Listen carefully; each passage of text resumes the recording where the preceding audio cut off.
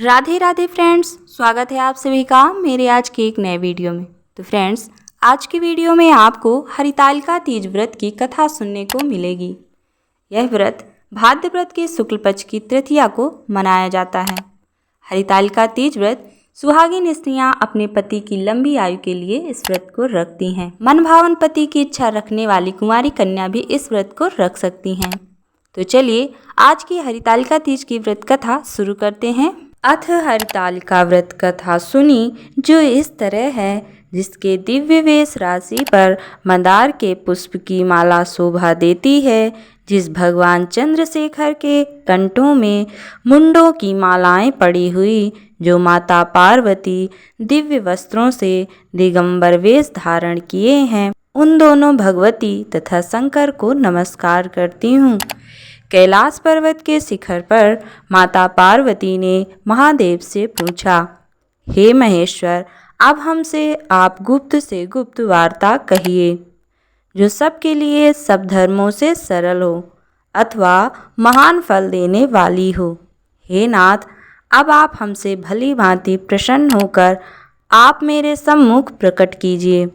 हे नाथ, आप यदि मन और अन्य रहित हैं, आपकी माया का कोई पार नहीं है। अब हम आपको किस प्रकार से प्राप्त करें और कौन कौन से दान पुण्य फल से आप हमें वर रूप में मिलें। तब महादेव जी बोले, हे देवी सुनो, मैं उस व्रत को कहता हूँ जो परम गुप्त है, मेरा सर्वस्व है। जैसे तारागणों में चंद्रमा, ग्रहों में सूर्य, वर्णों में ब्राह्मण और देवताओं में गंगा, पुराणों में महाभारत, वेदों में साम, इंद्रियों में मन श्रेष्ठ है, वैसे पुराण वेद में इसका वर्णन आया है, जिसके प्रभाव से तुमको मेरा आसन प्राप्त हुआ है। हे प्रिय, यही मैं तुमसे वर्णन करता हूँ। अब सुनो कि भादो मास के शुक्ल पक्ष को हस्त्र नक्षत्र तृतीया तीज के दिन को इस व्रत का अनुष्ठान करने से सब पापों का नाश हो जाता है। हे देवी सुनो, तुमने पहले हिमालय पर्वत पर इस व्रत को किया था, जो मैं सुनाता हूँ। पार्वती जी बोलती हैं, प्रभु, मैंने इस व्रत को किस लिए किया था, वह सुनने की इच्छा है, सो कहिए। शंकर जी बोले, आर्यावर्त में हिमांचल नामक एक पर्वत है, जहाँ अनेक प्रकार की भूमि अनेक प्रकार के वृक्षों से सुशोभित है, जिन पर अनेक प्रकार के पक्षीगण रहते हैं, अनेक प्रकार के मृग आदि जहाँ विचरण करते हैं, जहाँ देवता गंधर्वों सहित किन्नर आदि सिद्धजन रहते हैं। गंधर्वगण प्रसन्नतापूर्वक गान करते हैं। पहाड़ों के शिखर कंचन, मणि, वैद्य आदि से सुशोभित रहते हैं। वह गिरिराज आकाश को अपना मित्र जानकर अपने शिखर रूपी हाथ से छूता रहता है, जो सदैव बर्फ से ढका हुआ गंगा जी की कलकल ध्वनि से शब्दायमान रखते हैं। हे गिरजे, तुमने बाल्यकाल में इसी स्थान पर तप किया था। 12 साल नीचे को मुख करके धूम्रपान किया, तब फिर 64 वर्ष तुमने बेल के पत्ते भोजन करके ही तप किया। माघ के महीने में जल में रहकर तथा बैसाख में अग्नि में प्रवेश करके तप किया। श्रावण के महीने में बाहर खुले निवास कर अन्न जल त्याग कर तप करती रही। तुम्हारे कष्ट को देख तुम्हारे पिता को चिंता हुई। वे चिंतातुर होकर सोचने लगे कि मैं इस कन्या को किसके साथ वरण करूं। तब इस अवसर पर देवयोग से ब्रह्मा जी के पुत्र देवर्षि नारद जी वहां आए। देवर्षि नारद जी तुमको देखा तो तुम्हारे पिता हिमांचल ने देवर्षि को अध्य पदम आसन देकर सम्मान सहित बिठाया और कहा, हे मुनिवर, आज आपने यहाँ तक आने का कैसे कष्ट किया। आज मेरा अहोभाग्य है कि आपका शुभागमन यहाँ पर हुआ। कहिए क्या आज्ञा है। नारद जी बोले, हे गिरिराज, मैं विष्णु का भेजा हुआ आया हूँ, तुम मेरी बात सुनो। आप अपनी लड़की को उत्तम वरदान करें। ब्रह्मा, इंद्र, शिव आदि देवताओं में विष्णु के समान कोई नहीं है, इसलिए तुम मेरे मत से आप अपनी पुत्री का दान विष्णु भगवान को दें। हिमांचल बोले, यदि भगवान वासुदेव स्वयं ही मेरी पुत्री को ग्रहण करना चाहते हैं तो फिर इसी कार्य के लिए ही आपका आगमन हुआ है, तो यह मेरे गौरव की बात है। मैं अवश्य उनको ही अपनी पुत्री दूंगा। हिमांचल की यह कथा सुनते ही देवर्षि नारद जी आकाश में अंतर्ध्यान हो गए और शंख, चक्र, गदा, पद्म एवं पीताम्बरधारी विष्णु के पास जा पहुँचे। नारद जी ने हाथ जोड़कर विष्णु से कहा, हे प्रभु, आपका विवाह कार्य निश्चित हो गया। यहाँ हिमांचल ने प्रसन्नतापूर्वक कहा, हे पुत्री, मैंने तुमको गरुड़ध्वज भगवान विष्णु को अर्पण कर दिया है। पिता के वाक्यों को सुनते ही पार्वती जी अपनी सहेली के घर गईं और पृथ्वी पर गिरकर अत्यंत दुखित होकर विलाप करने लगीं। उनको विलाप करते हुए देखकर सखी बोली, हे देवी, तुम किस कारण से दुख पाती हो, मुझे बताओ, मैं अवश्य तुम्हारी इच्छा पूर्ण करूंगी। तब पार्वती बोली, हे सखी, सुन, मेरी जो मन की अभिलाषा है अब वह मैं सुनाती हूँ। मैं महादेव जी को वरना चाहती हूँ, इसमें संदेह नहीं। मेरे इस कार्य को पिताजी ने बिगाड़ना चाहा है, इसलिए मैं अपने शरीर का त्याग करूँगी। तब पार्वती के इन वचनों को सुनकर सखी ने कहा, हे देवी, जिस वन को पिताजी ने देखा ना हो तुम वहाँ चली जाओ। तब हे देवी पार्वती जी, तुम उस अपनी सखी का यह वचन सुनकर ऐसे वन को चली गई। पिता हिमांचल तुमको घर पर ढूंढने लगे और सोचा कि मेरी पुत्री को या तो कोई देव दानव अथवा किन्नर हरण कर ले गया। मैंने नारद जी को यह वचन दिया था कि मैं अपनी पुत्री को गरुड़ध्वज भगवान के साथ वरण करूँगा। हाय, अब यह किस तरह पूरा होगा, ऐसा सोचकर बहुत चिंतातुर हो मूर्छित हो गए। तब सब लोग हाहाकार करते हुए दौड़े आए और मूर्छा नष्ट होने पर गिरिराज से बोले, हमें अपनी मूर्छा का कारण बताओ। हिमांचल बोले, मेरे दुख का कारण यह है कि मेरी रत्न रूपी कन्या का कोई हरण कर ले गया है, या सर्प डस गया, अथवा किसी सिंह या व्याघ्र ने मार डाला है। ना जाने वह कहाँ चली गई, या उसे किसी राक्षस ने मार डाला है। इस प्रकार कहकर गिरिराज दुखित होकर इस तरह कांपने लगे जैसे तीव्र वायु चलने पर कोई वृक्ष कांपता है। तत्पश्चात हे पार्वती जी, तुमको गिरिराज सखियों सहित घने जंगल में ढूंढने निकले।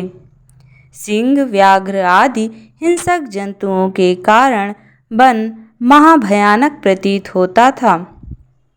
तुम भी सखी के साथ जंगल में घूमती हुई भयानक जंगल में एक नदी के तट पर एक गुफा में पहुंची।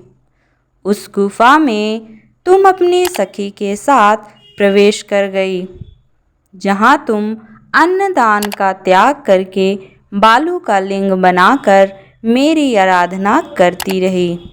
उसी स्थान पर भाद्र मास की हस्त्र नक्षत्र युक्त तृतीया के दिन तुमने मेरा विधि विधान से पूजन किया। तब रात्रि को मेरा आसन डोलने लगा। मैं उस स्थान पर आ गया जहाँ तुम और तुम्हारी सखी दोनों थीं। मैंने आकर तुमसे कहा, मैं तुमसे प्रसन्न हूँ, तुम मुझसे वरदान मांगो। तब तुमने कहा, हे देव, यदि आप प्रसन्न हैं तो आप महादेव जो मेरे पति हों, मैं तथास्तु ऐसा ही होगा कहकर कैलाश पर्वत को चला गया। तुमने प्रभात होते ही उस बालू की प्रतिमा को नदी में विसर्जित कर दिया। हे सुबह, तुमने वहाँ अपनी सखी सहित व्रत का पारायण किया। इतने में हिमवाम भी तुम्हें ढूंढते हुए उसी वन में आ पहुँचे। वह चारों ओर तुम्हें ना देखकर मूर्छित होकर जमीन पर गिर पड़े। उस समय नदी के तट पर 2 कन्याओं को देखा तो वे तुम्हारे पास आ गए, तुम्हें हृदय से लगाकर रोने लगे और बोले, तुम इस सिंह व्याघ्रादि युक्त घने जंगल में क्यों चली आई? पार्वती जी बोली, हे पिताजी सुनिए, मैंने पहले ही अपना शरीर शंकर जी को समर्पित कर दिया था, किंतु आपने इसके विपरीत कार्य किया, इसलिए मैं वन में चली आई। ऐसा सुनकर हिमवान ने फिर तुमसे कहा कि मैं तुम्हारी इच्छा के विरुद्ध यह कार्य नहीं करूँगा। तब वे तुमको लेकर घर आए और तुम्हारा विवाह हमारे साथ कर दिया। हे प्रिय, उसी व्रत के प्रभाव से तुमको यह मेरा अर्धासन प्राप्त हुआ है। इस व्रत राज को मैंने अभी तक किसी के सम्मुख वर्णन नहीं किया है। हे देवी, अब मैं तुमको बताता हूँ, सो मन लगाकर सुनो। इस व्रत का नाम व्रतराज क्यों पड़ा? तुमको सखी हरण करके ले गई थी, इसलिए इस व्रत का नाम हरतालिका नाम पड़ा। पार्वती जी बोली, हे स्वामी, आपने इस व्रतराज का नाम तो बताया, किंतु मुझे इसकी विधि एवं फल भी बताइए। इसके करने से किस फल की प्राप्ति होती है? तब शंकर जी बोले कि स्त्री जाति के अति उत्तम व्रत की विधि सुनिए। सौभाग्य की इच्छा रखने वाली स्त्री इस व्रत को विधि पूर्वक करे, उसमें केले के खंभों के मंडप बनाकर बंदरवारों से सुशोभित करे, उसमें विविध रंगों से रेशमी वस्त्र की चांदनी तान देवे, फिर चंदन आदि सुगंधित द्रव्यों से लेपन करके स्त्रियों एकत्र हो शंख भैर की मृदंग बजावें। विधि पूर्वक मंगलचार करके गौरा और शंकर स्वर्ण निर्मित प्रतिमा को स्थापित करें। फिर शिव जी व पार्वती जी का गंध धूप दीप पुष्प आदि से विधि सहित पूजन कर अनेक प्रकार के नैवेद्य मिठाइयों का भोग लगा दें और रात को जागरण करें। नारियल, सुपारी, जवारी, नींबू, लौंग, अनार, नारंगी आदि फलों को एकत्रित करके धूप दीप आदि मंत्रों द्वारा पूजन करें। फिर मंत्रोच्चारण करें। शिवाय से लेकर उमयास तक के मंत्रों से प्रार्थना कर, अथ प्रार्थना मंत्रार्थ है, कल्याण स्वरूप शिव है, मंगल रूप महेश्वरा। हे शिवे, आप हमें सब कामनाओं को देने वाली देवी कल्याण रूपे तुम्हें नमस्कार है। कल्याण स्वरूप माता पार्वती जी, हम आपको नमस्कार करते हैं और श्री शंकर जी को सदैव नमस्कार करते हैं। ब्रह्मा फपड़ी जगत का पालन करने वाली माता जी, आपको नमस्कार है। हे सिंहवाहिनी, सांसारिक भय से व्याकुल हूँ, मेरी रक्षा करें। हे महेश्वरी, मैंने इसी अभिलाषा से आपका पूजन किया। हे पार्वती माता, आप हमारे ऊपर प्रसन्न होकर मुझे और सौभाग्य प्रदान कीजिए। इस प्रकार मंत्रों द्वारा उमा सहित शंकर जी का पूजन करें तथा विधि विधान सहित कथा सुनकर गौवस्त्र तथा आभूषण ब्राह्मणों को दान करें।